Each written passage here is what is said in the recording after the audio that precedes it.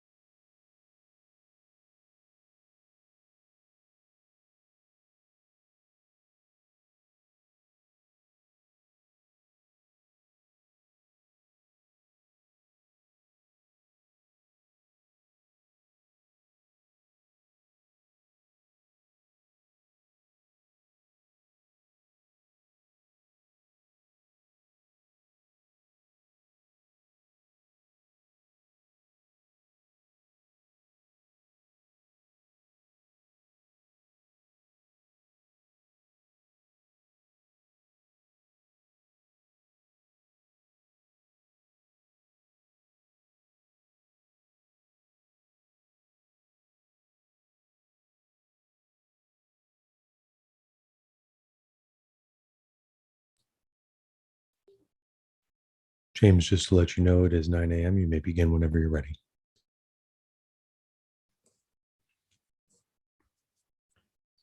Well, good morning, everyone. I know this is early. It's definitely early for me. I'm on the East Coast, but I am not a morning person. And normally it's somewhere around 10:30 or so before I engage. But here we are. So we have life that continues to happen. And I am kind of a last minute addition to the conference, if you will. So let me go ahead and go through some slides here in the beginning, and then I'll introduce myself, and then we'll go ahead and get started. Yes, this is the second day of the conference. If you were on yesterday, you have gotten a little used to the software. But this is next couple of slides here, just talk about how this is going to work and where you can put in your questions. So these presentations, as well as the files, will be available on the HUD Exchange.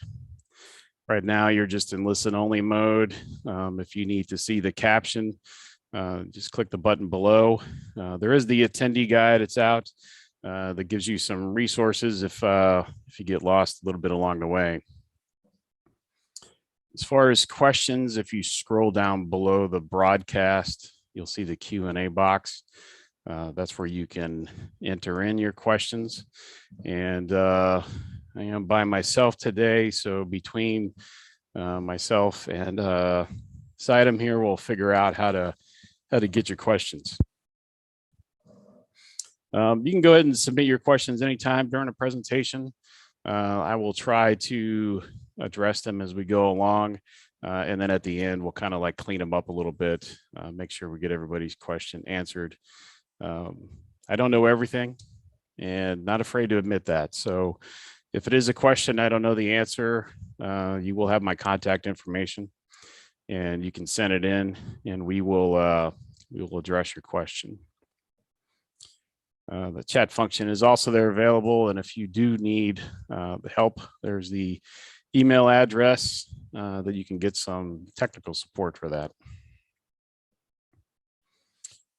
So we don't have any polls, but we certainly do have the Q&A that's available there as well. If you want to download the Slido app, there is the number that's in the chat that you can enter into Slido.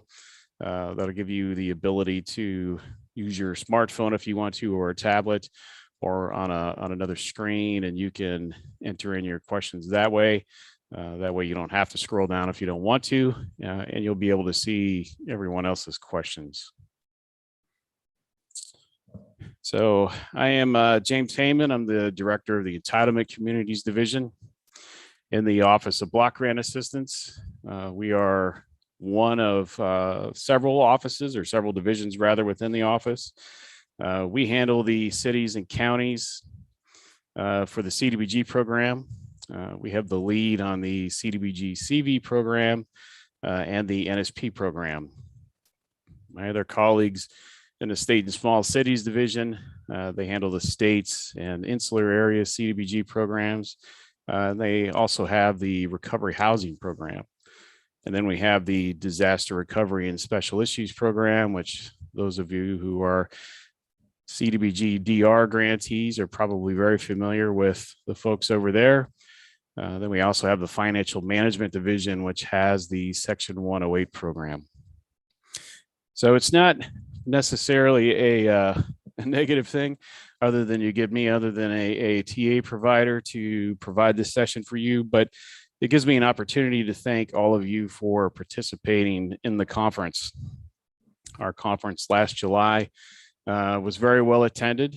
This one is as well. So we have over 5,000 registrants for this one. And I think given that, as well as our attendance that we have on the webinars we've done the last year and a half or so, we've had numbers anywhere between 600 and 1,200 participants in those webinars. So this has provided us with a growing vehicle, if you will, to reach out to those who are interested in the program, to go beyond the physical space. So I appreciate your time today, and I hope you enjoyed yesterday's conference. We still have 4 more days left to go, especially if you're participating in one of the basically CDBG courses that we have. So we have also our technical assistance providers to thank, who have joined us during this conference to put on these sessions, as well as to help instruct in the basically CDBG program. And of course, we have a lot of the HUD team members that are here as well, that are presenting and instructing. So thank you again. So this is what we're going to cover today. I don't have 300 slides or anything like that. So we're not going to try to break anyone's brain this morning. We're just going to kind of go over the basics a little bit. But these are the topics that we're going to go over today, and see what kind of questions you have. So first, we want to talk about that difference between what an emergency grant payment is versus rental assistance. The CDBG program does not have a rental assistance component. It's not an identified activity within the Housing and Community Development Act. It does not exist within the entitlement regulations for activities. That's something that people are familiar with in terms of like tenant-based rental assistance, or some of the other programs like ESG. So what CDBG does have is the ability to make emergency grant payments, which puts us in that interesting space of being a gap filler or a bridge between an emergency situation and a more permanent solution. So these are not income payments, and we'll go over the regulation here in a minute, but our regulation offers that definition of a subsistence type payment. And again, it's a little different for us, but primarily grantees are putting in place rental assistance programs. So that's why we're using this term here. And we actually do have a quick guide that will be posted on the HUD Exchange soon. that I'll go over a little bit of that here today, but it goes into more depth in terms of how exactly are you going to merge together these different programs in order to put together that program itself and kind of wedge CDBG in there, if you will. So this is where the regulation is actually at, and it's in an interesting spot. It's actually in the ineligible activity section. And if you're one of those folks like some of us who like to go through the regulations and kind of chase down the old notices and the previous regulations and see how things have changed over time, I guess that's kind of the hallmark of a policy nerd, I guess, if you will. But you'll see that there are several carve-outs that exist in that ineligible activities. For our state grantees, they're more than well aware of how they can outfit their rural fire stations and things like that with equipment because of one of those carve-outs that exist in there. These carve-outs were brought in when CDBG was created. If you know anything about the history of the program, or you'll find out in the very beginning of basically CDBG, there were multiple programs that existed that were merged together in the Housing and Community Development Act of 1974 to create what is CDBG today, which has been a longstanding program that has served thousands and thousands of people over the years. So for the purposes of the CDBG program, the income payments is defined as those subsistence type payments. And what that actually means is that it's a series, which means we're just talking about one series of payments, not multiple. Again, this is not a rental assistance program. We are a component that assists with bridging between an emergency situation and a more permanent solution. So these series of payments should go to an individual or family. And those four uses are listed on the screen: food, clothing, housing, whether it's rent or mortgage, and utilities. Now, the reg continues on by saying that it excludes emergency grant payments. So in other words, subsistence type payments is still not something that is acceptable, but emergency grant payments are. So the regulation does give us how you can implement that series of payments to an individual or family for any of those four items by saying that it can be a series of up to 3 consecutive months. So that's the boundary then that's placed on it. That's what makes it not a rental assistance program or income payments. There's a time limit on that. Also, the payment does not go directly to the individual or family. It's made on behalf of them to the provider, which makes sense if you look at the way it's actually structured. The other thing is that this is need-based. So if you look at the way it's structured in there, up to 3 months, that means you don't have to pay 3 months. It's what is the need of the individual. So if the individual only needs 1 month or 2 months or part of those months, then that's what's going to be paid.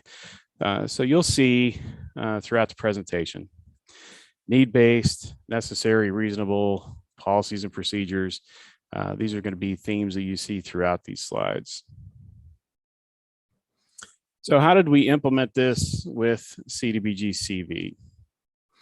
So if you look at the notice in that section that's on the screen, that 3B5F little I, what we did was we presented an alternate requirement within the notice to extend the period. So we only waived the pieces of the Housing and Community Development Act and the regulations to extend that series of payments from 3 months to 6 consecutive months. In that alternate requirement, if you want to use that, you will have to change your policies and procedures in order to use that. If you have an existing set of policies and procedures, then it's fairly easy to go ahead and adopt that versus making something from whole cloth. So part of your policies and procedures, you have to be able to document how you determine what the level of assistance is. That's a fancy way of saying need-based, or perhaps maybe you want to put in a dollar threshold. We've seen some grantees do that, where they have maximums in which they are willing to use, which is okay. You can certainly do that. It makes your dollars stretch more. You also have to have a way in order to document those necessary and reasonable cost. And we're going to talk a little bit more about that when we get to the section on arrearages a little bit further down. So the next two slides, we get questions on. So I thought I would go ahead and stick those in here. One of the questions we've seen a popularity on is, can we say that those that are unvaccinated cannot receive CDBG benefit? So the answer here is just this, what's on the screen. As the CDBG program has not published any of these requirements beyond what exists already for the limited clientele national objective and for the public service activity. So we're looking at the income status of those who come in for benefit. We are looking at what their need is and what the costs are. That's all we're looking at. We do not make a distinguishing between who's vaccinated and unvaccinated. We have not published that requirement. And as grantees, you know that you can put into place requirements that are above what HUD gives you as a baseline for the CDBG program. And we'll talk a little bit more about that in a couple of slides. So the next one, I figure someone's probably going to ask about clothing and food. Not covering that in this presentation. It's a much bigger topic, but here are a couple of quick things for you. One is a reminder that we don't do gift cards. Again, as the regulation states, these payments are made on behalf of the individual or family. So we don't preload gift cards and hand those out. You cannot track the expenditure. That's not the way it works. So we are not FEMA or another organization. We need documentation. And having said that, we want to make sure that your policies and procedures outline what you're willing to do in terms of documentation, how you're going to document and determine what need is, as well as those necessary and reasonable costs, which is where we usually advise grantees to seek some kind of a discount or a wholesale type cost, in particular when it comes to food. You can do that by having an agreement with a grocery store or a supplier, and the family is able to, individual or family is able to get food, and then you reimburse the provider themselves once they turn in the receipts and documentation for that individual or family. So these next few slides are connected to the rental assistance quick guide that we will be posting, but I see that we do have some questions. So let me go ahead and take a look at those and see if we can get those taken care of. Okay, so the first one is, how do we verify the COVID hardship at this point during the pandemic? We've had calls from potential applicants that they are out of work sick and fell behind in rent. What does HUD suggest in terms of providing proof of the COVID hardship? So at this point, we are kind of in a strange spot, I guess, if you will, in the pandemic itself. We're coming up on year 2 of this, right? So at this point, I think if you are going to be documenting this, we've seen a lot of loss of employment. It is really that easy to do the tie back to say that the individual had lost their employment during the pandemic. That emergency order is still in place. That's still documentation that holds, as well as if your local government or your state government still has an emergency order in place because they lost their employment or they have a need during those times, that's the easiest way to document it. Did I just hear you say that rental assistance is only up to 3 months past due rent? Was it one time up to 6 months past due? So we're going to hit that question when we get to the arrearages section itself. We're going to talk about how arrearages work. And for the annual CDBG program, it is still a series of payments of up to 3 months. And for CDBG-CV, it is up to 6 months. But we'll talk about how you actually cover those past costs, those arrearage costs, if you will, when we get to that point. Is HUD looking at the current income or after the loss of income from job? So we're looking at, well, there's kind of two things I guess you need to look at if you kind of break that question down. So you need to have what their current income is, but you're also documenting the need. So there may be a case where the individual had not been employed for several months and they developed a need and then suddenly they find themselves employed. So that's where we're going to kind of fall into that area of how you're actually going to document the need. And so you have their current employment with the limited clientele national objective, of course, at least 51% of the folks that are served have to be low to moderate income. So they may find themselves all of a sudden over income. That doesn't necessarily mean you can't serve them, but they won't count towards your low to moderate income benefit for the program itself. So as a reminder, we still have in place as well the 70%, if you will, overall for your grant to serve those that are low to moderate income. Next question. Good morning. The city has been paying 3 months or $6,000 towards rent or mortgage, HOA, and electrical utility payments. We would like to expand this program. How would this work for residents who have already been assisted? Well, if they've already been assisted, they've already had their series of payments.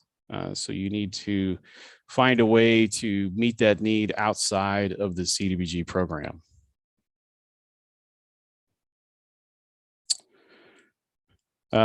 Discuss in detail how to document hardship assistance in the files. Does HUD have any Excel sheets or formats that will assist grantees? So how you're actually going to document that is what needs to be outlined in your policies and procedures. That is your choice. We give you several ways to document income, from using self-certification all the way up to using letters from an employer, their earning and leave statements. That's up to you. But the question disappeared. But in terms of us providing Excel sheets and worksheets and things like that, HUD traditionally does not provide those things for you. We do have some technical assistance items that are out there that are not HUD documents.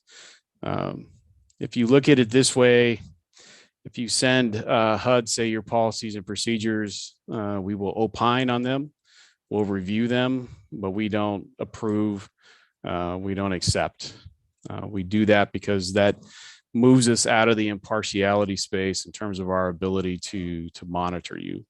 It's the same way with the Inspector General. They don't even do that on our own stuff because then they move out of that impartiality space. And it's very hard for them to fulfill their audit duties if they approve something.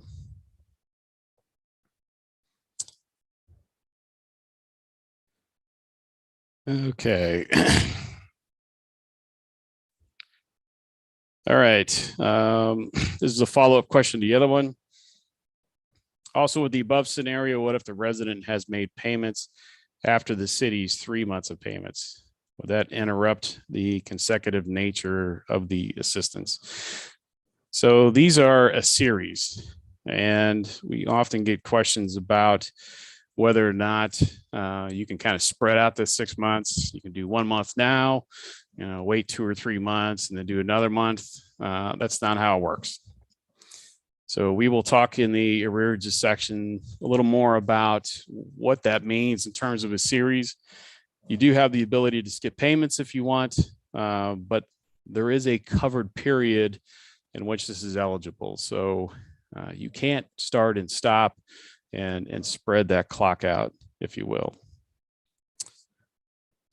Interesting question. Can the CDBG-CV be used for a mental health program? Not the topic here, but the answer is yes. That would be a public service. That is an eligible use of CDBG-CV.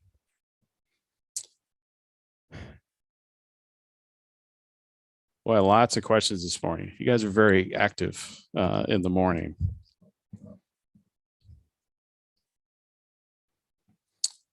Okay, I sat in the CDBG-CV webinar last week that stated we would need to be able to document the client's ability to make future payments at least 1 month. How would you recommend that this be done? They also mentioned that this would be monitored.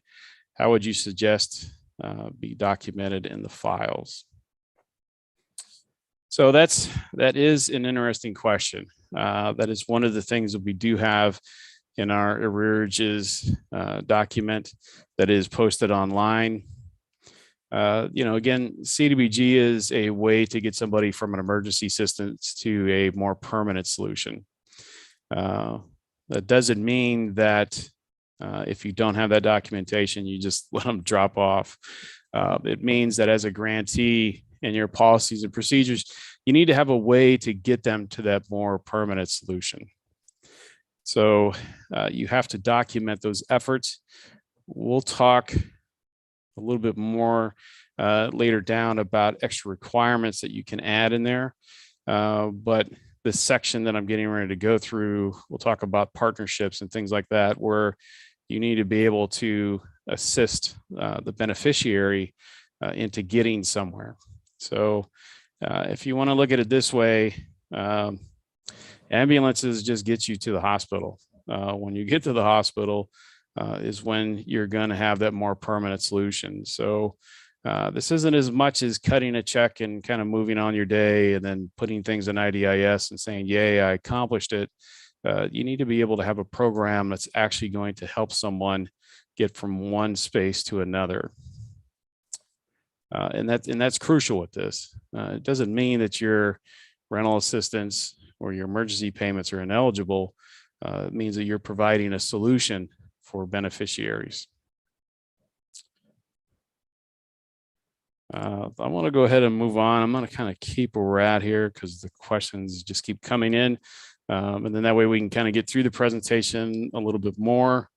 And we should have plenty of time at the end for more questions. So if we're going to look at the strategic planning and how to coordinate and your design and things like that, one of the things that you should be doing is kind of looking at the landscape around you. What are your other resources that are available?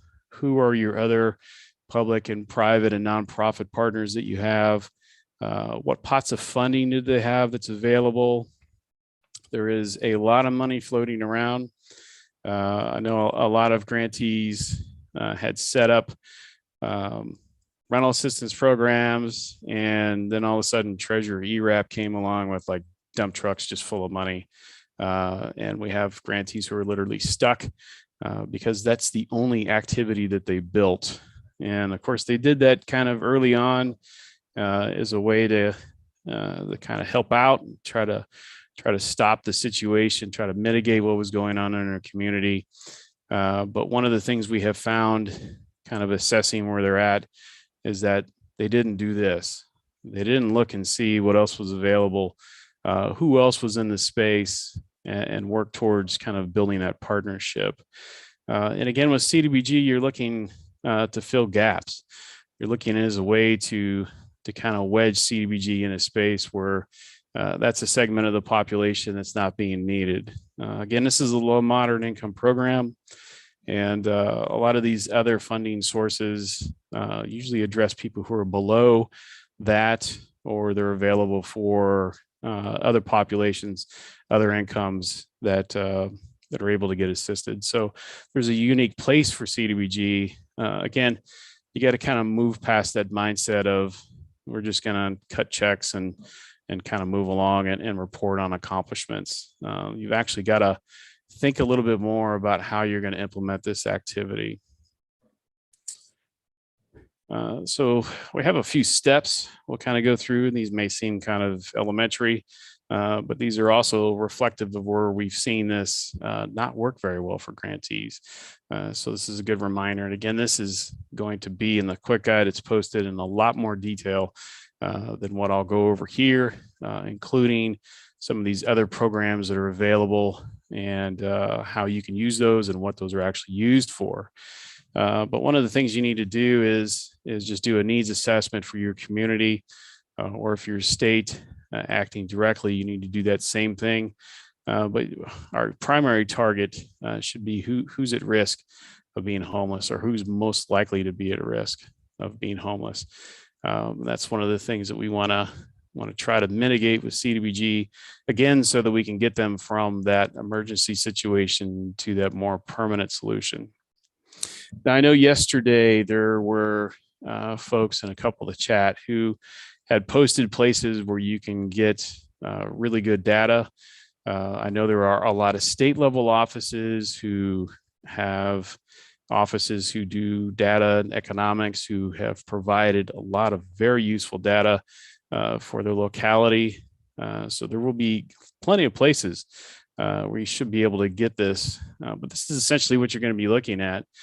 Which is very similar to what was used for the actual allocations. And we know that this is kind of moved all over the place. Again, we're coming up on the 2-year anniversary of the CARES Act itself here, about another couple of months. So you could be in a very different spot now than where you were before. But these 4 things that are listed on the screen is where you should be looking at, is sort of your first place to go, if you will. Now, there may be something unique to your community. You may have another data marker that's available. You may have continuing change in your economic situation as well that's not reflected in, say, national data that's emerging that you need to account for and to include within that assessment. So the next thing is just making an inventory of what's available. Again, this is where you need to kind of branch out a little bit. I was a grantee myself. I've been city, county, state, regional. Partnerships are what make the work actually successful. So if you're in a space where there are other pots of funding that are available, maybe you're in a county that does not get continuum of care funding, but there is an agreement where they may be able to expend funds within your county. Go ahead and create a relationship with them. But you've got to kind of look at the landscape and see what's available. And also some of those resources may be on a regional level or on a state level that you'll be able to use. Again, we're looking for providing a more permanent solution for folks, and making sure that you can link together all of these resources. So you've got to be able to identify them first. So the next thing is to collaborate with them. Enter in agreements if you need to, intergovernmental agreements, or if it's within your own locality, interdepartmental agreements. Use those agreements to your advantage. Use them as a way to leverage funding. Sort of a word of caution, if you will, is to make sure that they understand programmatic requirements. Even if you put a penny of CDBG in a project, it's considered a CDBG project. So you want to make sure that they understand what the rules are. The best thing to do is to have a cohesive document that outlines and balances all of these requirements. So you know who has stricter requirements than another. So you know exactly what kind of documentation you need. You know exactly what your staffing level should be. in order to implement that program. And you need to know how to report on your performance and what everyone's documentation requirements are as well. That could be a handful if it's not done. So this is a necessary aspect in order to set up a successful rental assistance program. The next thing is prioritizing. As you know, with CDBG-CV, we do have a duplication of benefits requirements. We'll be covering that over in the basically CDBG program. I believe it's on the last day, a little late in the day, but we'll have a session on that in the class where we'll talk more about that. Unlike a duplication of benefits in the disaster recovery program, we don't have a pecking order, or in other words, who goes first. Instead, what we're looking at with duplication of benefits in CDBG-CV is making sure that the most appropriate source is used first, and then others follow after that. All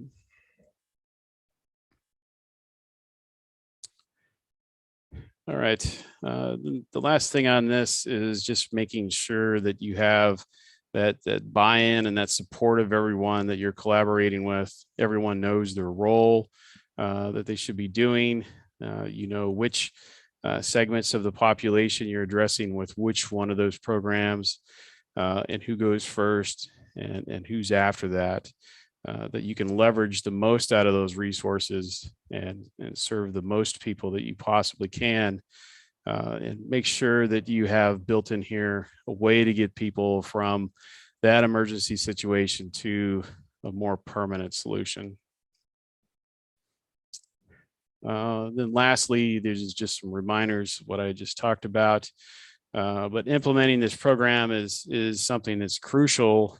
And then as a federal agency, just like all other agencies, are concerned with making sure that you're evaluating, making sure that you are self-monitoring or self-auditing, making sure that you have all of your documentation and that you're reporting out on your performance that you have. These self-assessments are very crucial, not only from the standpoint where HUD comes and monitors, or if you're a local government that's being monitored by the state, or more importantly, if you expect to have a visit from the Inspector General's office, that everything's in order.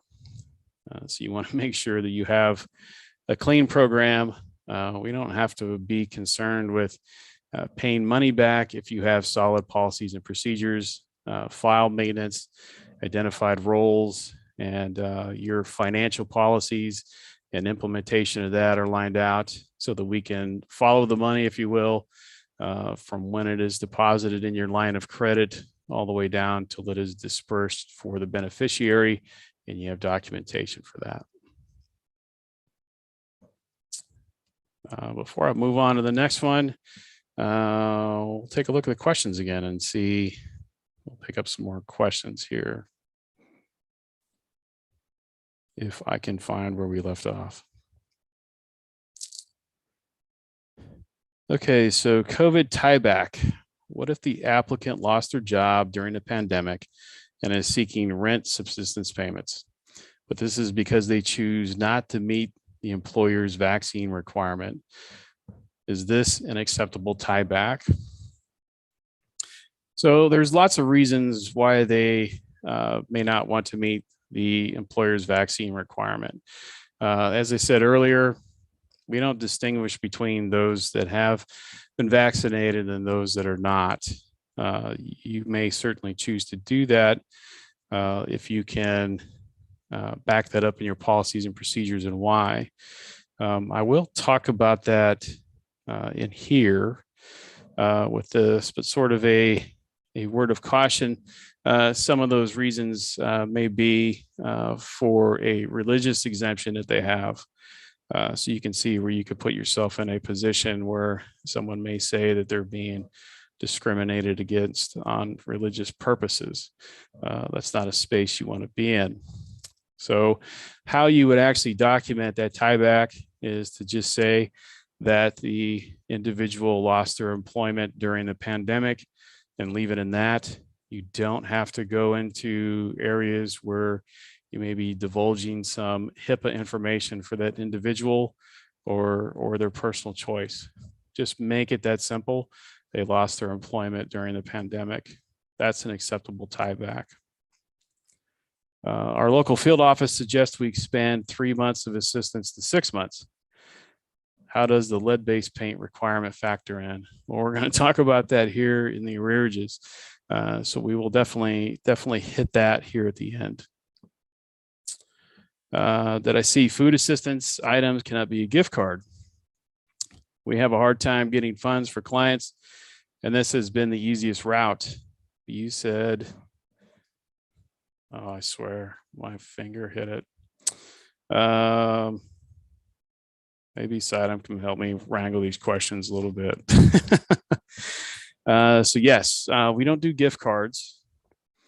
There are stories that I will not go into with FEMA where gift cards were handed out to folks. They were not spent on clothing and food. They were spent on other things. And there was not any kind of accountability for the expenditure. For CDBG, we're looking at that necessary and reasonable. You also have to have documentation for any of your expenditures. So gift cards are something we don't do at all. You need to have an agreement with a grocery store or a supplier. The individual or family would then get their food from them. They would then turn in that receipt with the family's whatever documentation you come up with in your policies and procedures to show that it's for that individual or that family. And that's the documentation you're going to use and pay back the vendor. You have to pay them back on behalf of that individual or family. Again, we're not handing out gift cards. We're not handing out cash. The CDBG program is it's not an ATM. There are some other questions in there that will be addressed in the arrearages. So let me go ahead and move into this. So you have the link that's on the screen here, and I realize it's really a long title for a document. And myself and one of my team members put this together, but we wanted to capture everything we could in that title. So it's long, and it is what it is. But this policy is for the annual CDBG program, as well as CDBG-CV, and when you're using your FY19 and 20 funds in order to PPR for coronavirus. If you remember in the notice itself and in the CARES Act, you're allowed to use those funds for coronavirus activities and have the benefit of using the waivers and suspensions that exist within the CARES Act, as well as the notice itself. And there is a marker in IDIS you would check for those activities. And if they're public service, then that would remove them from the public service cap, if you will, which is one of the waivers and suspensions that you can take advantage of.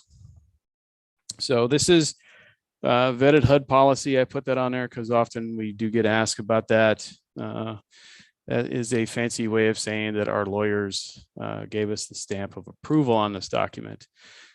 If you've been around the CDBG program for a long time, you know that this is a new policy for us.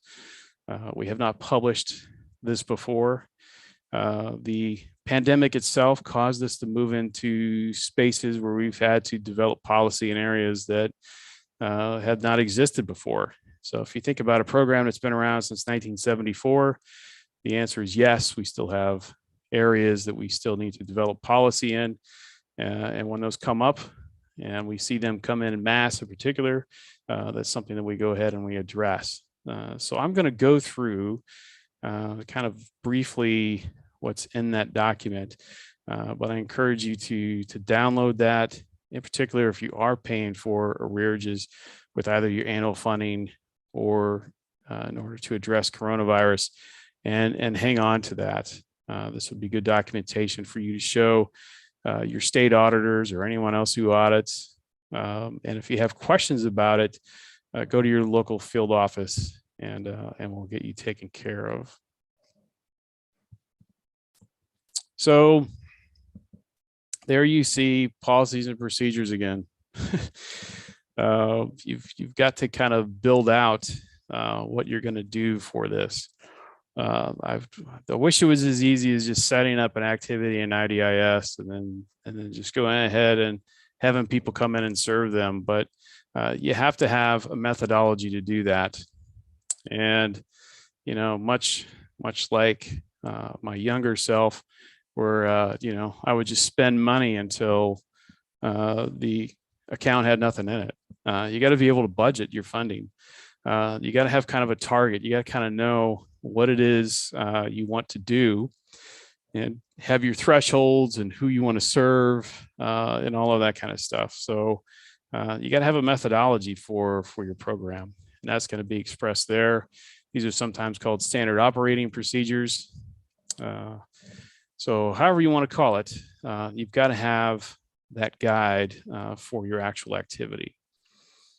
So you need to identify what you're going to be using, which pot of funding, and what you're going to use it for. So as a reminder, your annual CDBG, you still have 3 consecutive months. We're straight following the reg on this. And you have that 15% public service cap, since this is a public service activity. So if we move to where you're using your CDBG-CV or any of your FY19 or 20 annual CDBG to PPR for coronavirus, you can take advantage of the 6-month extension that we have. And the public service cap has been suspended on that, which means you can go well above that 15% if you want, bearing in mind whatever else you need to do with your activities, whatever else you're going to do with your program over the coming years. So, and as I had mentioned before, there is a CV flag in there that for your activities you need to click in order for it to be accounted appropriately for that. And most importantly, it'll take your 19 to 20 activities for CV out of that public service cap by using that. So, what can be used for arrearages? Well, you can use your annual CDBG, or you can use your CDBG-CV or your 19 to 20 that you're using for that. So again, this policy applies to both programs if you want to look at it that way. We wrote it that way on purpose because we know there are grantees that are kind of straddling the fence, where they may be using CDBG-CV for capital cost and not that much in terms of public services, or they're just choosing to spend down, particularly on the entitlement side, where we still have the timeliness test that's in place that's coming in. They need to make sure that they're expending their annual funds because you can't shelve your annual program and only worry about CDBG-CV. It will build up, and we've seen grantees trend in that direction, whereas they spend their CV funds, they're not spending their annual funds. So some grantees have found a balance between that. So some things that you need to kind of take a look at when you're putting together those policies and procedures is to make sure, this goes back to the question we were asked earlier, making sure that there is a second place for these people to go. And we'll talk about the other requirements here in a second, but it's making sure that you're leading them to a more permanent solution, and that by the time they're done being assisted with CDBG, that they're not just kind of out of luck and you kind of shake their hand and say, well, I wish you the best. We want to make sure that that program is designed in a way that we can lead them into that more permanent space so that they're not kind of left hanging out. One of the things you need in your policies and procedures is exactly how are you going to assess and document their need. Scrolling through the questions, there's lots of questions about that. That is something that you are more than welcome to come up with a methodology and run that by your HUD field office and say, what do you think about this? Again, HUD is not going to approve that We're not going to accept it, but we will review it and we'll opine on what you present to us. But you have to have a way of actually making those determinations. You also need to decide what that funding level is going to be. And if we look across the portfolio as a whole, last time I kind of did the math, we were somewhere around $1,500, I believe it was, as an average. And I realize that's going to be off a little bit. There are certainly higher cost areas and lower cost areas, but in most cases, grantees seem to be using CDBG to make partial payments, or they're not going the entire 6-month period or 3-month period. In other words, they're just getting people in a space where they can get back on their feet. Again, that's up to you. If you want to have a monetary threshold with how much you'll do a month or how many months, you don't have to do the full 3, you don't have to do the full 6, but you have to have a determination on what you're actually going to do so that you have a rule that you can apply that's equitable across the board. In other words, you're not treating one individual or family different than others. You're not making exceptions and saying, well, we're going to go ahead and let this person have 6 months because they're my neighbor, but this guy I don't know, he only gets 2 months. You want to make sure you have that in place so that it's equitably applied. You also need to look for your duplication of benefits. Again, this goes back to the previous slides on how you're actually going to design your program and making sure that you're using the most appropriate source of funding for the person that you're serving first, and then move to your secondary, and if you have to, a tertiary source. Then you need to be mindful of your public service cap. So if you're using your annual funds for your 3 months, you got public service cap for sure. If you're using the others, you don't have to worry about public service cap, but that will eat into your total grant balance and what else you can do with your CDBG-CV grant. So we do see grantees that are using their 19 to 20 funds as a way to supplement their CV so that they can go ahead and take on larger capital projects with their CV funding and still be able to meet their public service needs. Then, of course, you also need to account for that 100-day visual inspection rule with the lead-based paint, which I will get to in a couple of slides to answer some of the questions that we had that came in the chat. So, additional requirements. We are advising simplicity. Don't overcomplicate things when you don't have to.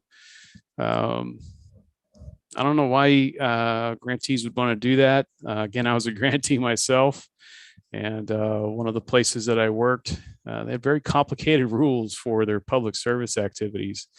It didn't seem as if anyone was going to qualify, and hardly anyone was served. So yeah, you need to think about whether or not your extra requirements that you put in place are going to exclude or preclude anyone from participating in your program. That's something that you need to be very conscious about. Having said that, if we're looking at moving someone from a situation of emergency to a more permanent solution, it's certainly acceptable if you wanted to put additional requirements in, such as documentation that they're seeking employment because they've lost it, or if you want them to go through a credit counseling program, which you can use your CDBG funds as a public service to provide that for.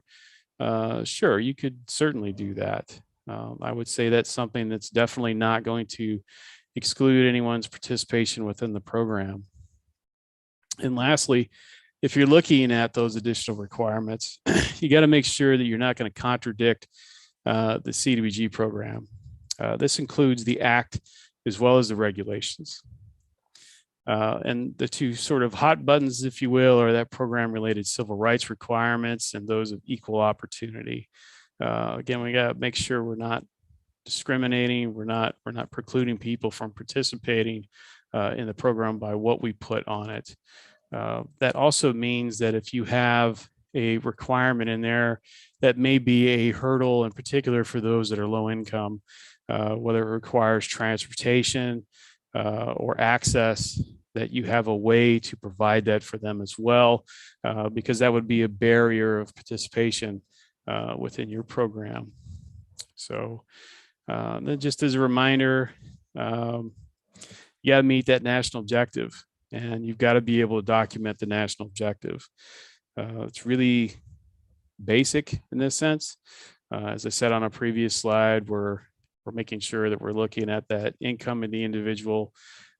We have the self-certification on the low end. We've allowed folks to use the home self-certification all the way up to letters of employment and earning and leave statements.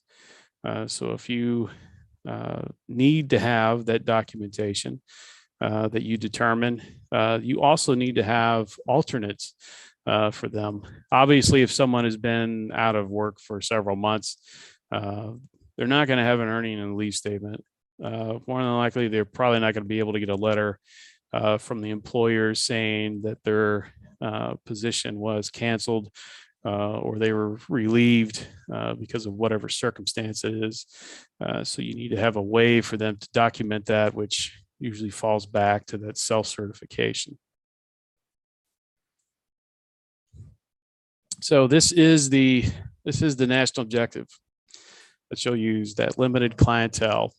At least 51% of your beneficiaries have to be LMI. You got to document their income, the family size, and as I've mentioned several times now, you can do that in different ways.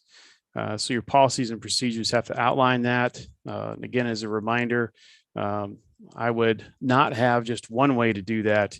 I would have your best way to document that income, and then have alternate ways to do that so that you can accommodate anyone who comes in.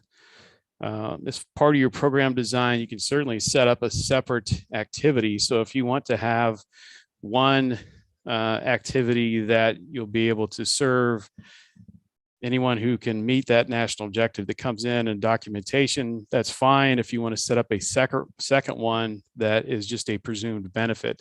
So in other words, if you want to hone in just on the elderly, the homeless, the severely disabled, you can certainly do that as well. That would allow you to take advantage of the presumed benefit piece of the limited clientele national objective. That would also allow you to hit that niche of your population that may be left out in a much larger activity that you've set up. So in other words, you're able to carve out funding specifically for them so that you can make sure that that segment of your population is taken care of. So let's talk about let's actually just talk about arrearages itself. So again, the covered period. So what are we talking about in terms of a covered period? So that covered period starts at the date of assistance. So the date that you make that first payment, that's when the clock starts. And this is a series of consecutive months, whether it's 3 or 6 months. So that's your window. That's your covered period, as we'll call it. That's when those individuals and families are eligible to receive that assistance. You can't go outside that window. You can't break that window up. It's a series. So it's 3 months straight or 6 months straight. We have seen grantees that have tried to take this 6 months and sprinkle it out over a year. That's not eligible. That's not consecutive months. That's somebody doing funny math. It doesn't work like that. So in terms of your arrearages, what you can cover, what we have within our FAQ document is an example of using someone who comes in who's 4 months in arrears. So you'll cover all of the arrears part, all of those months within that first payment. So you'll make the first payment, plus you will pick up everything that they are in arrears within that. So in other words, if they are 4 months behind, the clock did not start when they went into arrears.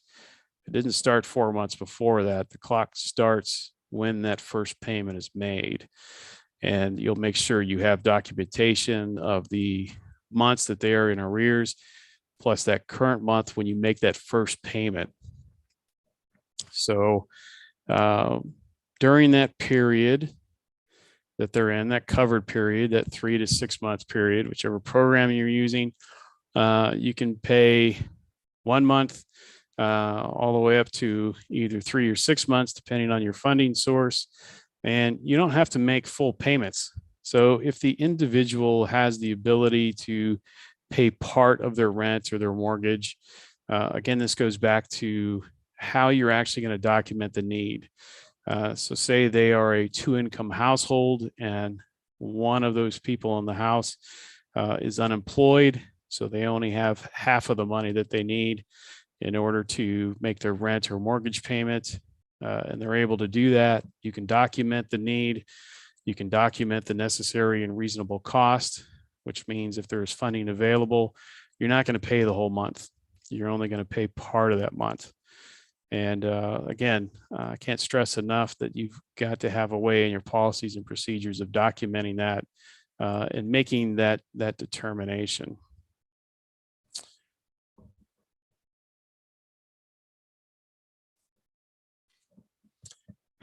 So how many months? We've gotten questions about what if someone is like under an eviction moratorium and they're 14 months behind. Again, we're kind of looking at that need and what's necessary and reasonable. We don't have a policy that says you can only do so many months. But you have to ask yourself, what's necessary and reasonable. So if they're 2 years behind and you're going to pay all that in your first month, does your policies and procedures allow for that? Would you consider that a necessary and reasonable cost? Is there another funding source that could be used to help with what they're in arrears for? And again, in our FAQ, we chose 4 months because that seemed to be what about the national average was at the time that folks were behind. So in that case, you're paying 4 months worth of arrears plus the current month. So if you want to look at it, you're actually paying 5 months. But the way we look at it is you're making the beneficiary whole. In other words, you're bringing them current and you're taking them out of the emergency situation by paying the arrears and the current month. And then you need to be able to assess the coming months and kind of where they're at. And that's really where we come into, skipping payments or making partial payments based on the need of the individual and how things are looking. They may be able to go ahead once you pay their arrears and their first payment, say they can make the second month. So the beneficiary will pay the second month, and then they need CDBG to pay the third month. Or it may be a situation, as I just said, where it's a 2-income household, one of them is unemployed, and throughout the duration of that 6-month period, they may need assistance for a partial payment. Meanwhile, the other individual in the household continues to seek employment. So let's just say at month 4, that second individual is able to secure employment, and then they are able to make their full rental or mortgage payment. So at that point, then the need is met. They're able to make their rent and mortgage payment. So CDBG would stop at that point, and the individuals would be out of that emergency situation, and they would be able to continue moving forward with making their payments. So lead-based paint. We spent a lot of time working with our lead-based paint healthy home office discussing this. When exactly does that 100-day clock start? And that's because we're dealing with arrearages here. So it is easy if we go back to the 4 months, to say if you're going to pay 4 months of arrearages, they're already in the 100 days. But when the clock starts is when assistance starts for the 100-day lead-based paint visual inspection rule. That is at the time of CDBG assistance. So once you make that first payment, your 100 days then begins. And at that point, then we'll look towards the end of around month 3, which is going to get you that 90-day marker, depending on what month you're in, of course. And you'll have to do your like little knuckles, I guess it is, that I don't know how to do, determine who's got 30 days and 28 days and all that. But by the time you get to that 100 days, your grace period's over. So you need to have that visual inspection done at that point in order to continue assisting them with CDBG funds. So that's good in a sense, because you don't have to worry about whatever period you're covering in the arrearages aspect of that. And you know that the clock starts then at that point.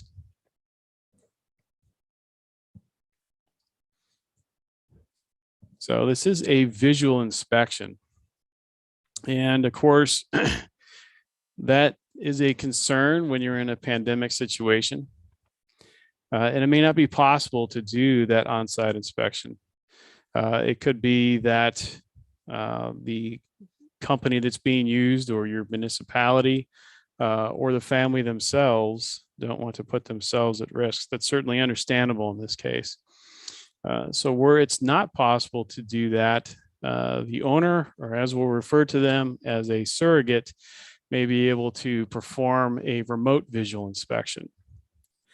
With today's technology and having smartphones and computers, you can certainly work out in your policies and procedures that methodology, whether you're using FaceTime or Zoom or Facebook Messenger, whatever is acceptable that your inspector would need in order to have that individual walk around and use video, use pictures, things like that.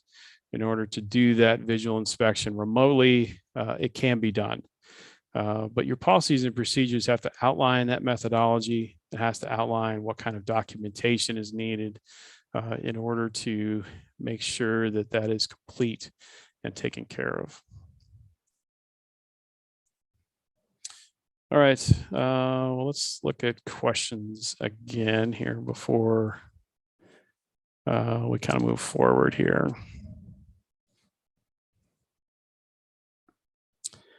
I'm actually going to pull it up on my screen because that seems to be a little bit easier than my gigantic thumb on my smartphone. Our program is only taking self-declaration form as income verification. Does that cover us completely? Also, is there a length of period to pay rents and utilities? We have some applicants that have been receiving assistance since CARES.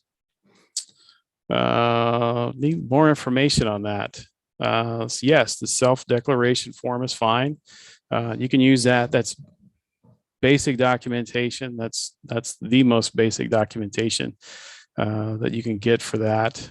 But in terms of receiving assistance since CARES, got to have more information on that. Does that mean you've been paying them with CDBG since the beginning of CARES, or does that mean that they've been receiving ERAP money? Got to have some more information.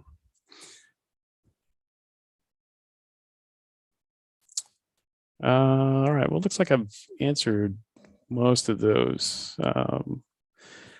If someone does not have a question that's answered, throw it back up in there. Maybe SideUp can help me figure out here where I got lost. James, one thing, just so you know, we asked everyone to upvote the questions that they still want answered. So if you sort by popularity, you will hopefully see the outstanding questions at the top. Okay, let's try that.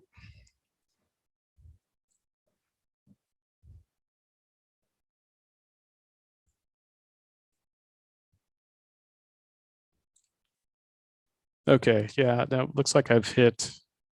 Yeah, it looks like I've hit those. So let's move on to the next section here. I will give you a qualifier on this.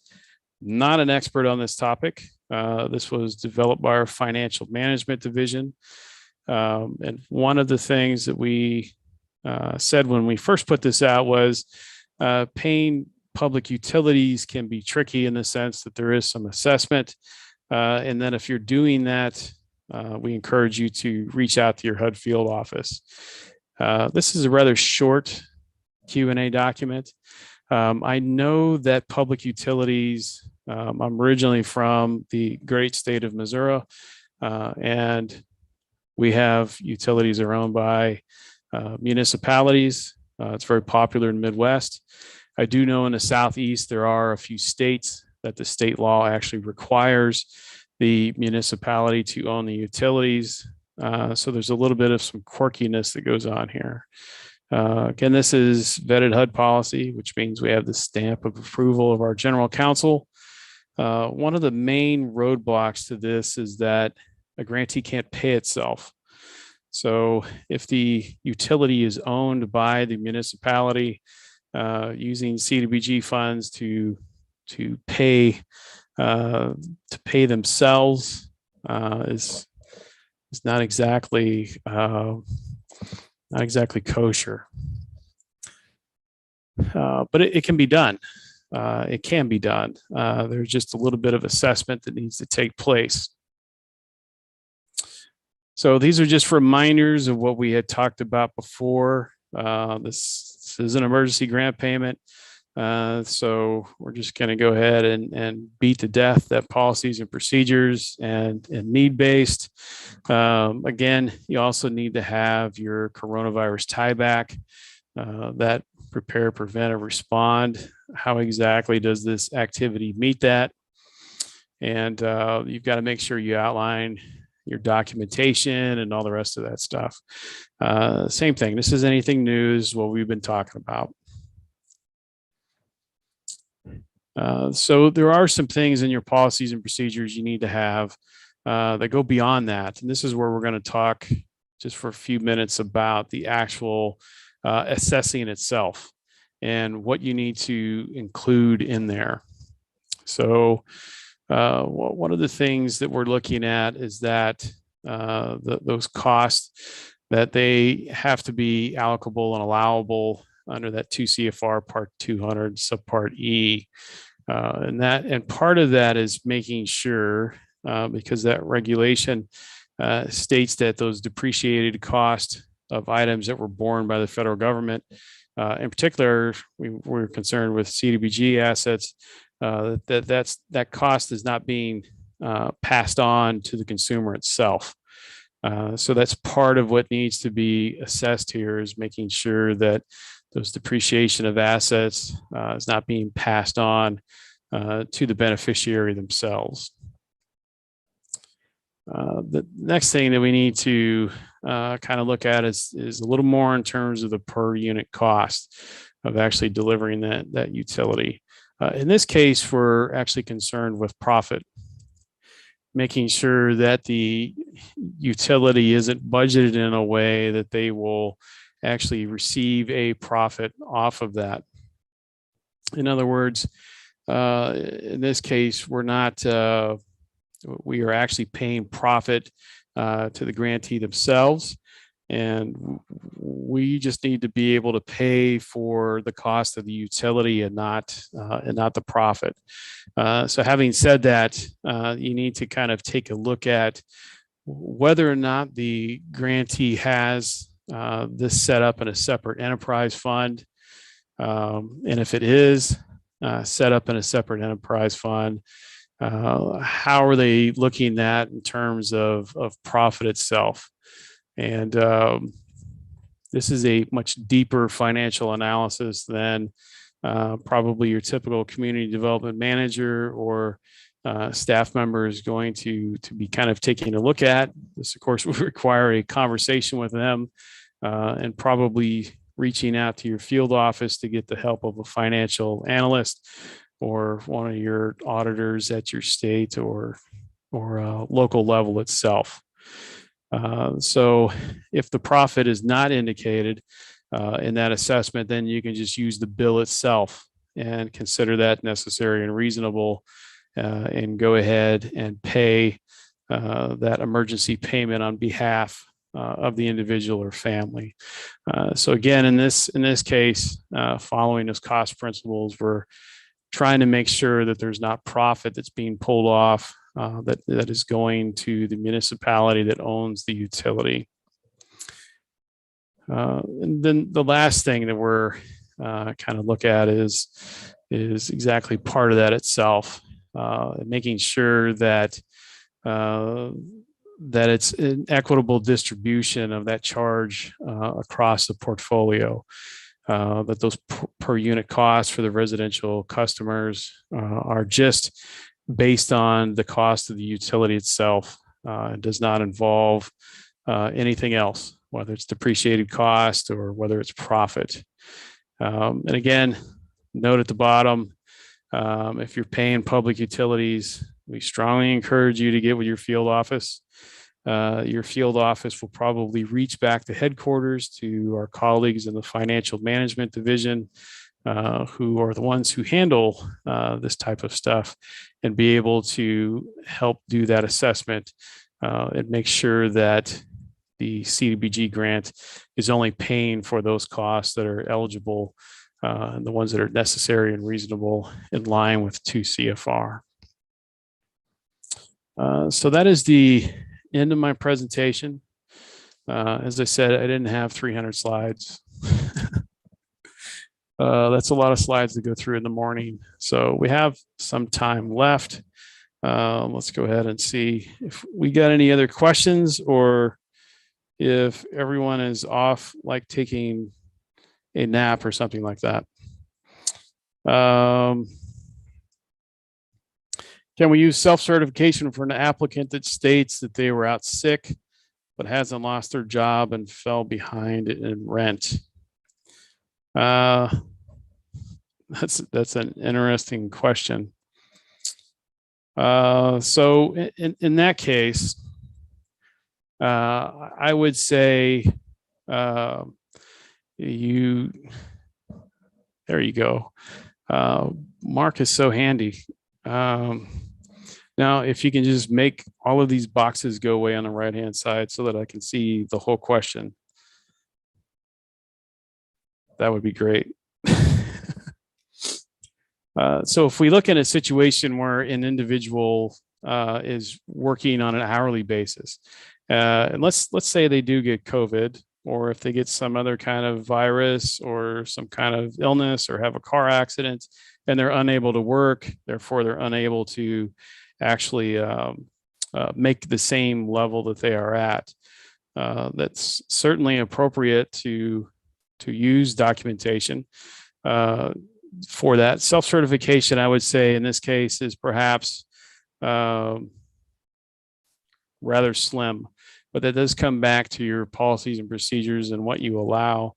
Ideally, in this case, would be a statement from the employer that the individual was ill and unable to work, or to use their actual earning and leave statement to show that they had this gap, if you will, in their earnings. And that would be something that I would say is more appropriate than self-certification in this case, in order to do that. But again, that is up to you and what you consider to be acceptable documentation. Can the CDBG program be used to pay rent on a modular home? Yeah, why not? You know, in a lot of areas of the country, modular homes are part of the permanent housing stock itself, but that is the individual's home. So sure, you can do that. Condos, apartments, a house is a house, right? And modular homes are certainly acceptable. We're actually seeing more and more of that becoming part of permanent housing stock. What suggestions are there to help rental assistance recipients move to a more permanent solution? How do you go beyond that crisis intervention? That's a good question. And I think that is going to be based on what your available resources that you have at your local level. As I mentioned earlier, you can put in other requirements in terms of them seeking, credit counseling or job training, something like that. But you have to have a way to make those things available to them. So this is where you're going to kind of get into your overall program design and how you're actually going to structure that. And where else are you going to use your CDBG funds? So when you're getting into an area where you've got multiple activities that will be combined together, and those multiple activities are going to be what's going to get that individual to where they're at.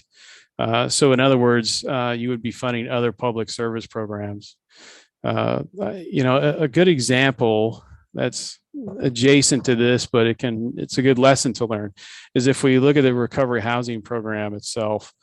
HUD is just a small piece of that. HUD is just paying for that that housing itself, but there are requirements for those individuals to enter in and be served with that program. And part of that is making sure that they're going through, addiction recovery. In some cases, they have to receive job training because they are on a different path. And that's kind of how you need to look at your design for the program, is what other activities or what other resources do I have to link together? And in a certain extent, that's going to come out of your needs assessment, where you look at the population you're serving and what exactly does that population need in order to get from a crisis situation to a more permanent solution. So that is going to be curtailed very much to your local level and what exactly are the needs of your community.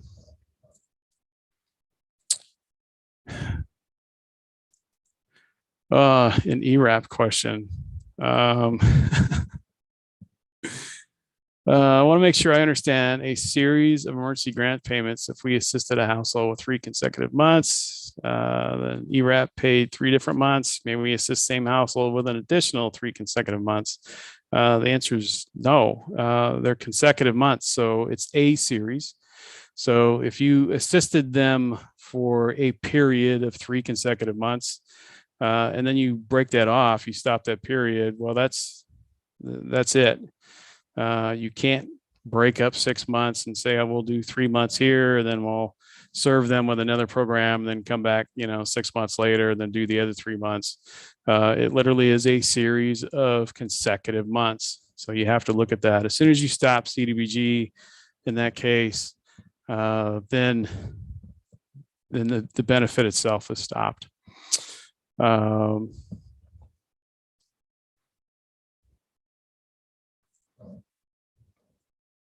Mark, is there any way you can help me move the boxes on the right-hand side so I can see the whole? I'm sorry, I actually don't know what boxes you're talking about. Well, it's where I see you and Melissa and myself on the right-hand side. I see. I think that's an individual control issue. Like, I think you should have a little, if you mouse over them on the top, do you see 4 buttons? And if so, could you click the one on the left? That would probably minimize it for you. There we go.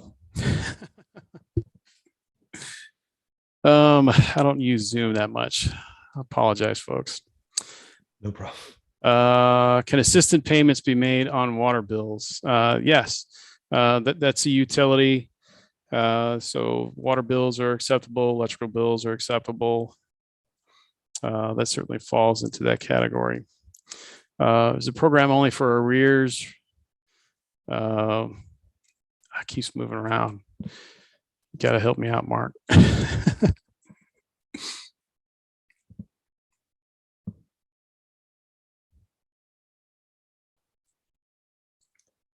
Okay.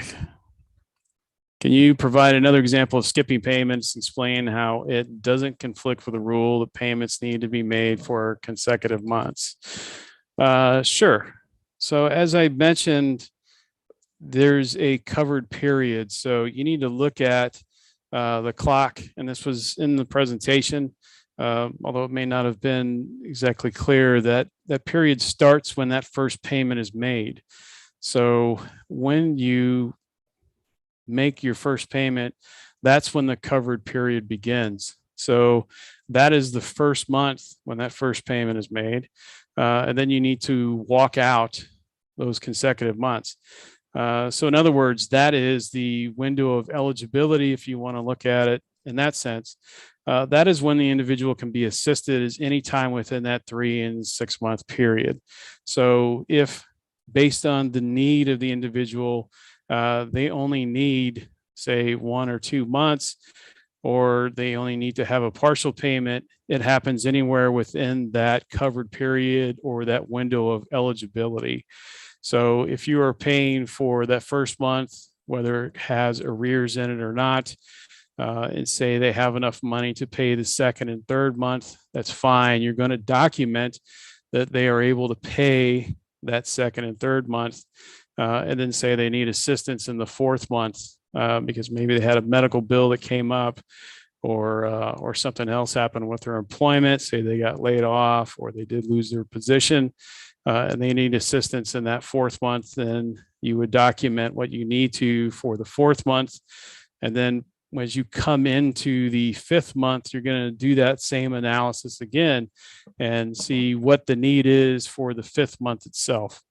So in other words, we're in a situation where it's not, hey, we made the first payment, so we're going to go ahead and we're going to pay your rent or mortgage for the next 6 months. You have to have a way month by month to be able to assess what the need is. But it all happens within that window of eligibility or that covered period. And that clock does start when you make that first payment.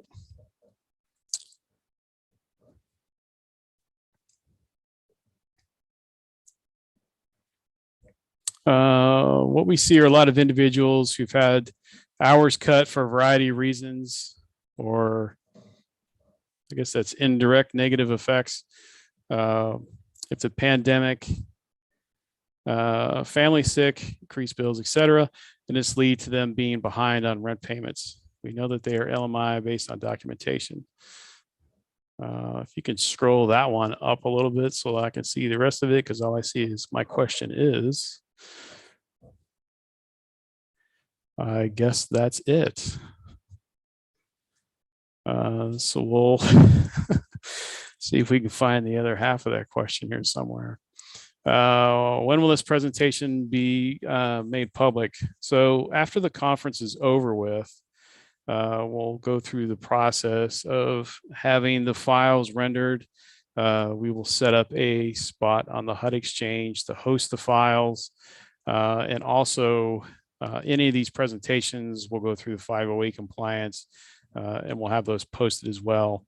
So as much as I would like to say it'll be done next week, the reality is you're probably going to be looking at a couple of months by the time we get everything set up and through compliance and all the rest of it.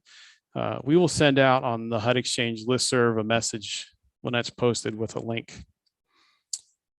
Can the program pay renters insurance? You know, that's a question we've gotten in the past. The answer to that is no. But if we look at a situation where you have a mortgage payment and you have your PITI, your principal, interest, taxes, and insurance, the program is able to pay the entire PITI as it's in one payment itself. When you start breaking these things down, then that's when we get into whether or not it's allocable and allowable. So sort of a question that's adjacent to that is paying property taxes to municipality. When the property taxes are not included within the mortgage payment, the answer to that is no as well, because that is a grantee who is paying themselves for those taxes, and taxes are a revenue. What if a beneficiary is assisted but is not utilized the entire 3 months allowed under our policies and procedures, and then they reapply? Can they be assisted again? No, it's a series of payments. So they were assisted So they need to have another source to be able to assist them with that. Can you reimburse a landlord for utilities when the tenant is normally responsible according to the lease, but the landlord has paid to prevent shut off? If the utilities are a part of the rental agreement itself, then you would not be paying the landlord themselves. You would have to pay the actual utility provider. So in this case, the landlord is not the provider of the utilities. The utility itself would need to be paid on behalf because they are the ones who are providing it.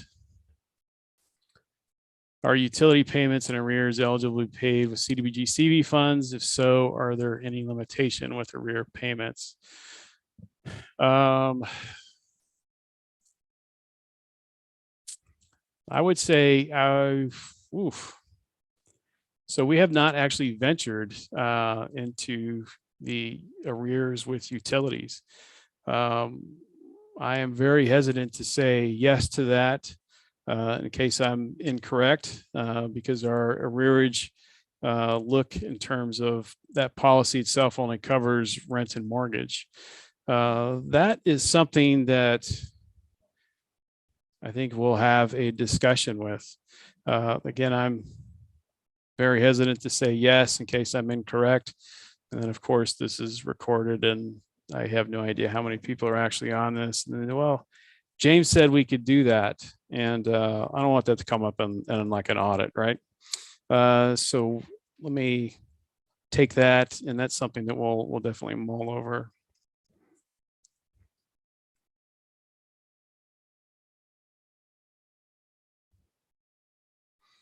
If the individual that that submitted that question, if you can email that to me if you want to identify yourself. Feel free to do the same thing or go through your HUD field office and let them know that the Entitlement Communities Division is taking a look at it. And then we can get back with you personally on that as well. I thought utilizing regular CDBG funds for gift cards are eligible, but hard to track. We are not able to use CDBG-CV funds for gift cards. You can't use either one for gift cards. It is not. It is not what we do. It does not fall in line with the regulation where you're paying the provider on behalf of the individual. So gift cards, whether it's annual CDBG or CDBG-CV, is a no.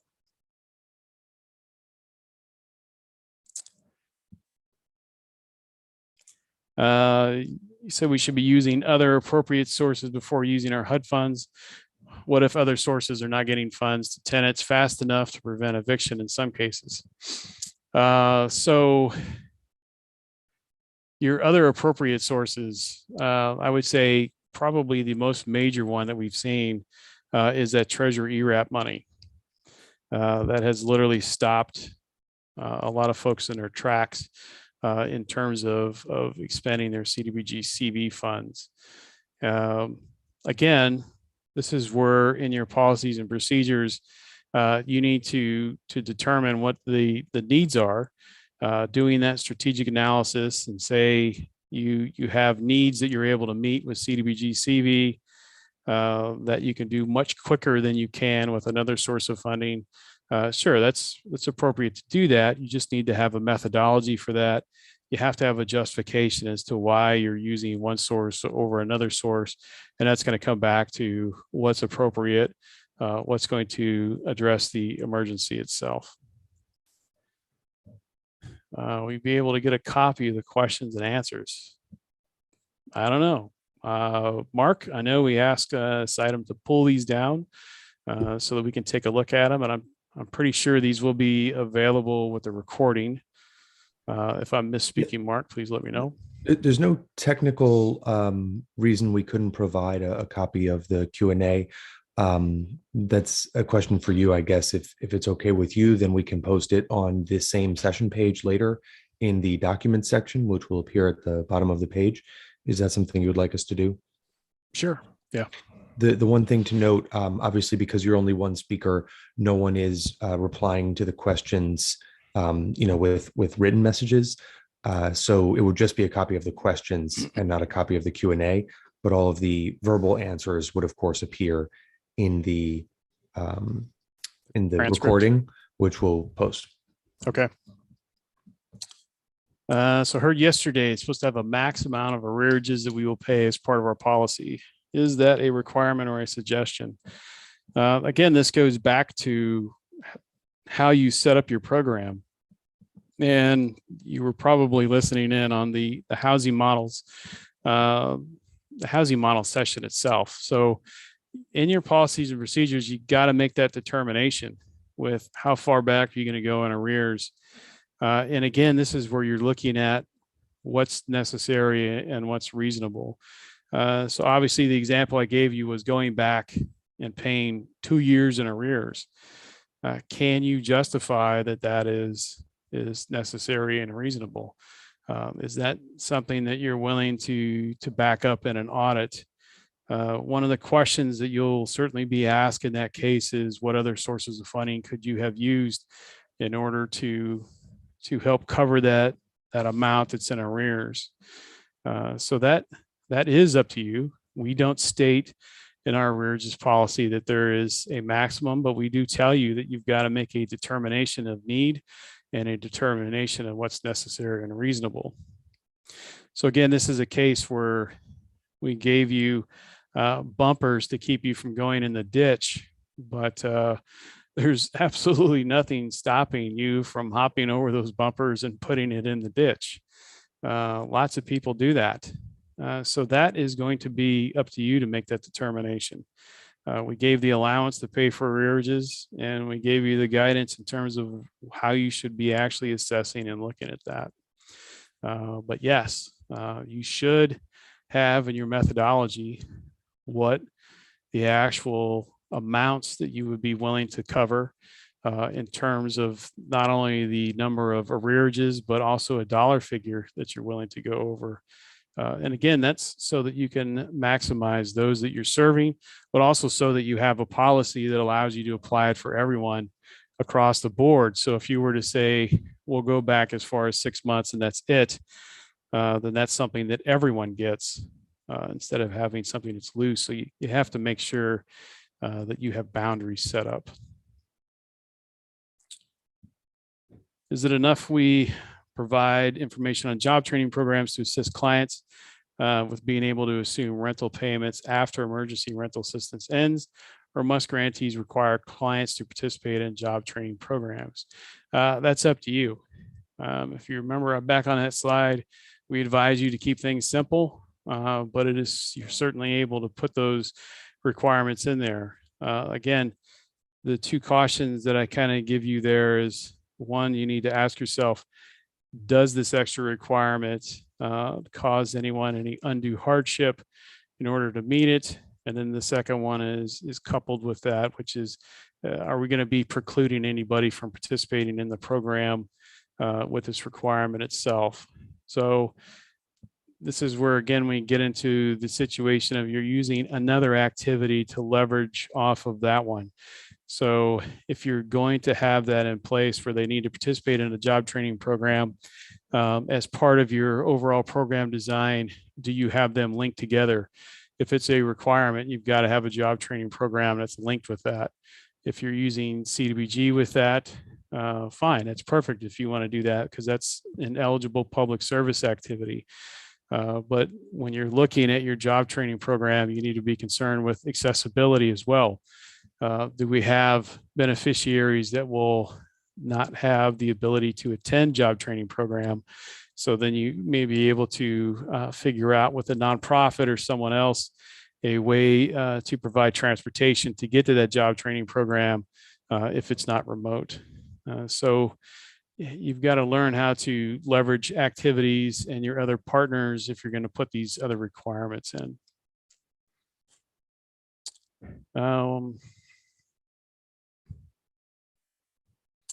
Motel vouchers included for the homeless. We're not a voucher program. CDBG does not do vouchers. you can certainly go to a motel or a hotel, and you can enter into an agreement with them. They would be actually the ones that you would pay directly for the homeless. We did see this quite a bit in the beginning of the pandemic. Down in North Carolina, this was very popular, where they had gone to several different hotel chains and entered into agreements, and that gave them access to a certain number of rooms. And then each one of the homeless individuals then, as soon as they entered into that room, that's when assistance began.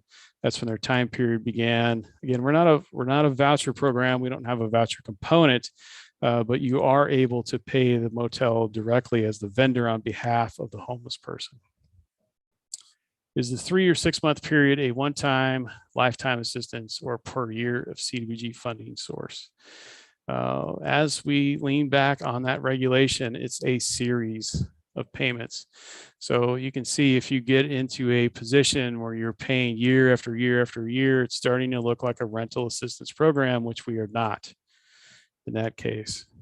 Now, if you were to go several years and then assist the person again, that's something I want to encourage you to talk to your field office about, whether or not they're eligible. Again, with public services, we're looking at new or increased service in this case. So if you're assisting the same individual over and over again, you're actually doing a rental assistance program. You're not doing emergency payments. If the first payment made is for 2 months arrearages, would that count as 2 payments? Will they still be able to make up to 6 more payments in the covered period? So if you're going to cover 2 months of arrearages, you would pay that in the first payment, which means you're actually paying the current month plus 2 months of arrearages. That's all in that first payment. So you're paying their current month plus the 2 that they're back. That also means that the clock started with the first payment, which means that there is 5 more payments that you may be able to make for that individual or family during that period, because that's when their covered period started. So it's not 2 payments. You're just making 1 payment that covers the 2 months of arrearages plus the current month. And then you still have your 5 more then that you have to assess need for. So if we provide 6 months of rent arrears, nothing else, lead is not triggered because no other payments are made within 100 days. That is correct. So what that question is essentially asking is if we pay the 6 months worth of arrears within that current month. So you're making them current on their arrears plus paying the current month, and that's it. That's all they're assisted. Then the beneficiary received 1 month during that covered period. So you have started the clock at that point. If they're no longer assisted after that, then you never get to the 100 days. So the lead-based paint visual inspection does not come up.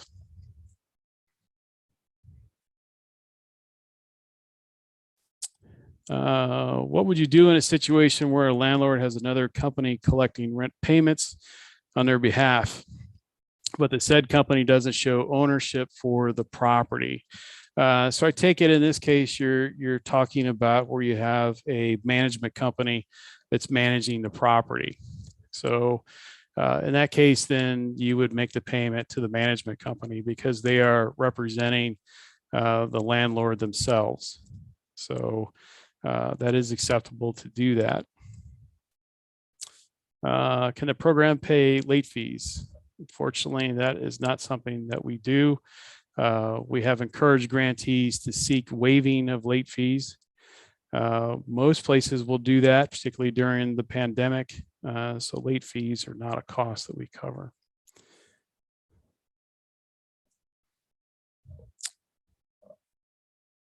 What's my email address? You want to shell me with email. It's on the first slide, but I'll give it to you again. It is james.e.hoe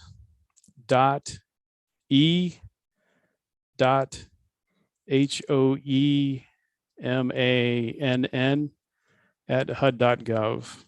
And we could probably put that in the chat somewhere. If you do send me an email, please be patient. I get a lot of email, and we'll get back to you as soon as we can. To provide rental assistance for a client is a requirement that the property management company provide their tax ID. We have a case that such a company is refusing to release it to the grantee due to established policy not to.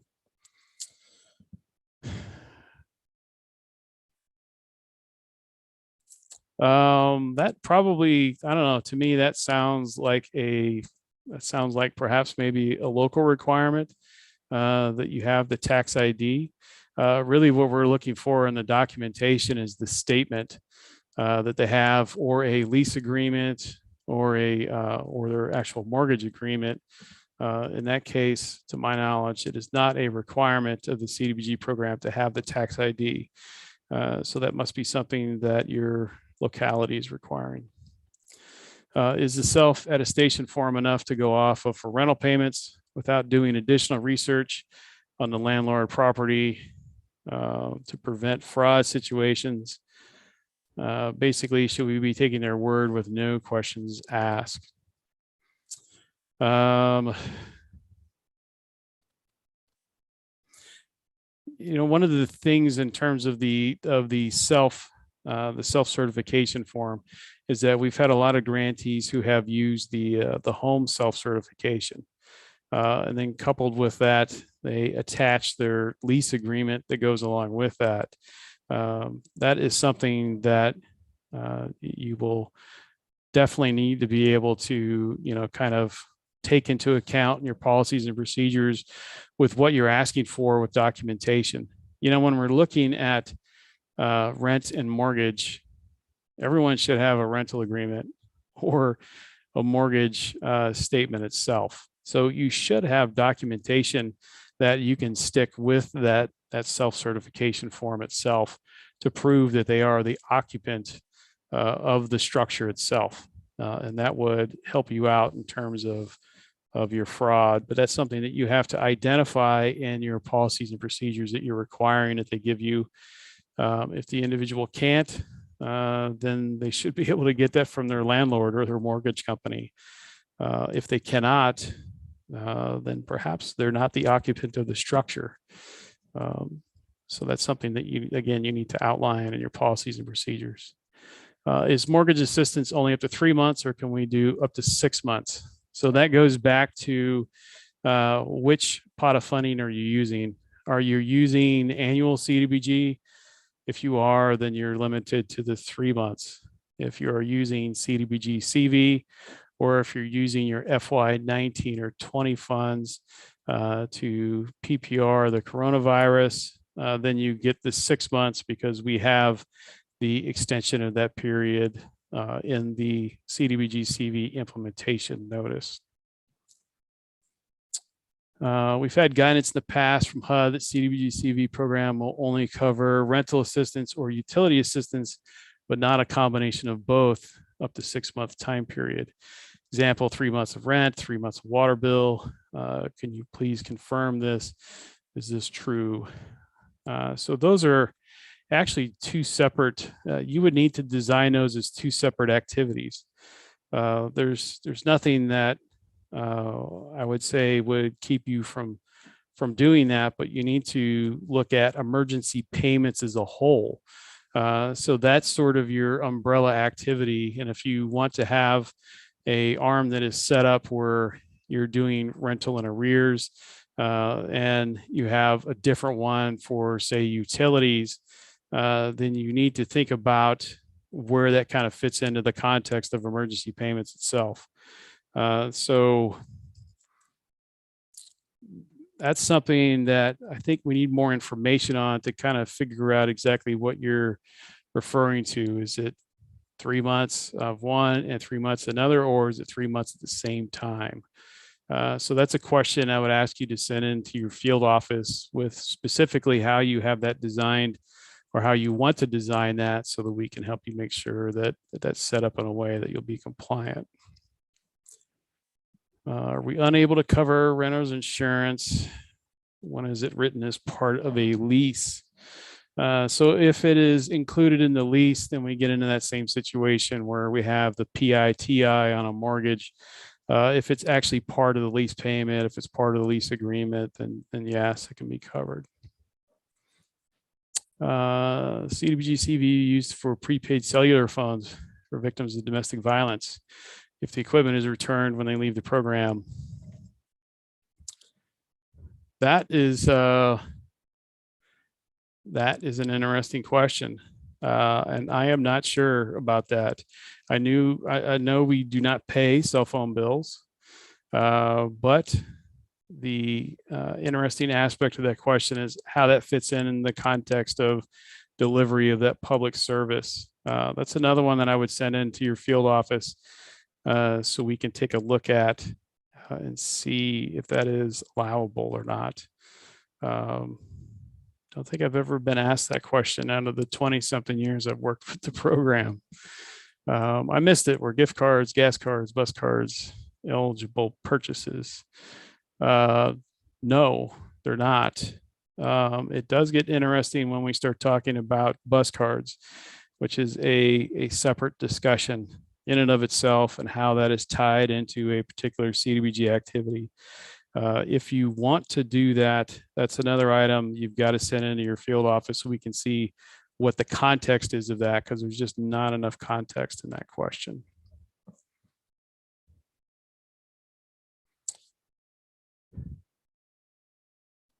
Our policy states that utilities include gas, water, internet, phone. Are some of these not allowed? So in terms of the internet and the phone, what we have said in the past is that if those are hardwired, in other words, if that's an actual infrastructure piece, then we'll cover that. We certainly have been, we've had session at the last conference.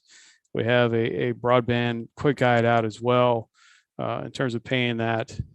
That's an area we kind of have shied away, I guess, in the past, if you want to look at it that way, because the definition has changed quite a bit. But with the pandemic, it is very apparent that Wi-Fi is needed. So we have explored that policy. If you want to take a look at the broadband quick guide, that'll give you a little more guidance in terms of your internet and phone. Or the matrix code. There is a matrix code for emergency payments, and I don't have that on the top of my head. If you Google IDIS matrix codes, that will take you to that PDF that'll put it in there. I do not have Puping Wong with me here today, who is our IDIS expert, who would be able to pull that out of thin air and give you that answer. Please explain current month. For instance, we are still in January. January is past due. Is February current month, or is January current month? So you're still in January and it's past due. I would say that would be your current month if we're still in January. Most mortgage and rental places will give you, say, a 5 or 10 day period, but you're still in that month. You can still make the January payment and consider that the first month. If you waited till February, and then obviously the February bill is coming up, say on the 5th or the 10th, then you would be considering January an arrear payment that you would make in conjunction with the February payment.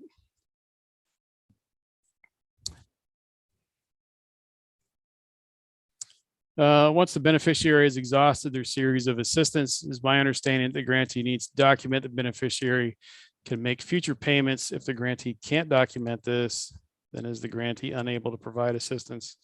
No, you'd still be providing assistance. But this is where, as a grantee, you've got to design a program where you're taking them from that emergency situation to that more permanent solution. It doesn't mean you turn them away because they don't have that outlined yet. In that case, you would be causing homelessness, and we want to try to stop homelessness. but you've got to design a program where you lead them to something else. You help them get to a space where they're more secure. Again, CDBG is a gap funder. We're not the end solution by any means. The way emergency payments are designed, again, this is a carve out in the ineligible activities, and it's carved out on purpose so that we can try to mitigate any kind of homelessness, but more importantly, so that we can get people from a situation where they are in dire need to something that's more permanent. The onus on how that's done is on you. We provide a way to fill the gap, but it is up to the grantee to design a program to get them to a more permanent solution. Can you please review acceptable procedures when a visual lead inspection identifies lead hazards? That is like way outside of my wheelhouse. HUD has a Healthy Homes lead-based paint office. They have plenty of things on the website, and you can also contact that office, and they will walk you through that. I know there are other things that kind of come into play with that, with the EPA in terms of the RRP and some of the other things. You will need to have technical assistance that's beyond what I'm capable of for that.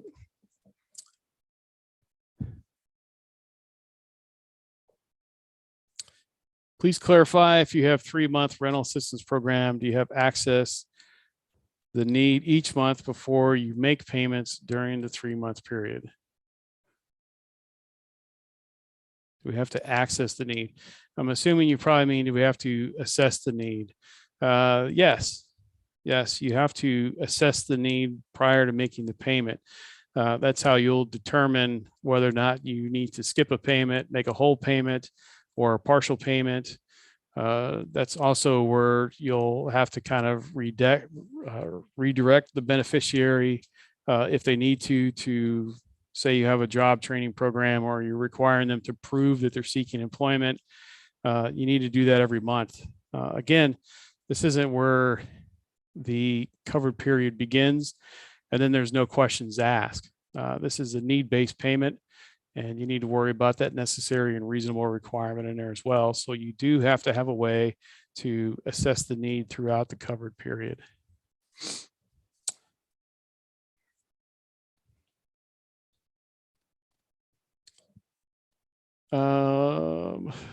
What should we do if the program has already paid late fees to a landlord? Well, I guess you're, I guess you've already done it in that case. There's not so much you could do at that point. I would not continue to pay late fees, and I would assess your program in terms of how you approach landlords in terms of removing those late fees or waiving those late fees. I would document your file in that case that you had a discussion with the landlord. You can see if in a subsequent payment, if they would take those late fees into account by reducing the rent.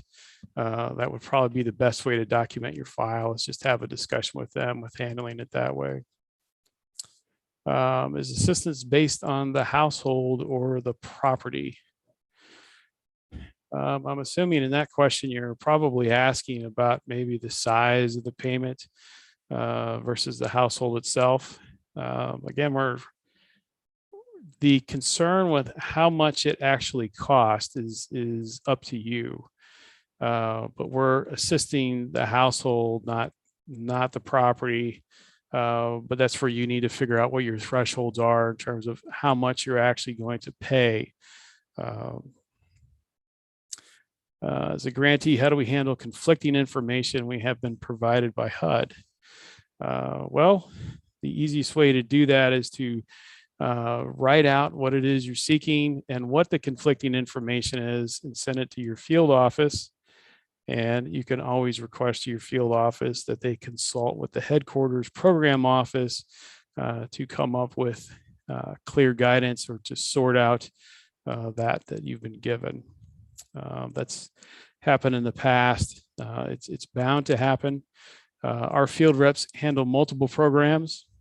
and some field reps that you have may be more of a subject matter expert in one program versus another. That is the benefit of having the program office at headquarters, because that's all we do is CDBG. We serve the homeless population and we provided bus tickets for them. Can we use funds for this? That is mainly another program that provides bus tickets. We have answered that question before. That is one that we usually answer through email. That can get tricky in terms of who's actually receiving the payment on the back end and how the bus service is set up. We're confused about the lead-based paint regulation. When does the lead-based paint visual inspection kick in? It's 100 days. So that first 100 days, they consider a grace period.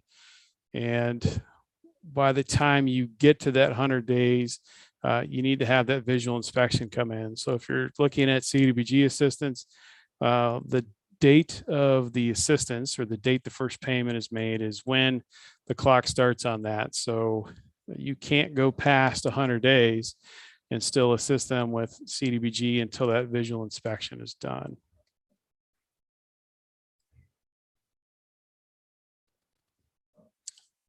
Is there guidance regarding late fees not being an eligible cost on our emergency housing assistance payments? It is in 2 CFR under the allowable and allocable cost. That is listed in there. AAQ told me I could pay late fees, but we'll have to look into that. Depends on when you actually got that answer as well. James, I don't mean to interrupt, but I did want to let you know that we have about 1 minute remaining in the session. Okay. Okay, well, I guess we got time for one more here. The IDIS assistance payment definition states rental, mortgage, or utility assistance. So does that mean a beneficiary could receive either rent, mortgage, or utility assistance, but not both through CDBG-CV assistance program? No, I mean, the IDIS matrix code is the way in which you're classifying that activity in the assistance, in the system itself. So any of those activities, when you tie it to that matrix code, that's how you're able to pull. It's how it's able to be classified. So we could run a report and actually look and see how many activities are set up throughout the portfolio and how much a grantee has expended for that. So again, don't confuse activity eligibility with what is a coding requirement within the IDIS system. So it looks like we are at time now, Mark. Well, thank you, everyone. Lots of questions. If you didn't get your question answered, please send it in through your field office. Let them know you were in this session, and we will get you answers to your questions. Thank you for your time this morning. And again, thank you for your participation in the conference. I hope you enjoy the rest of the week.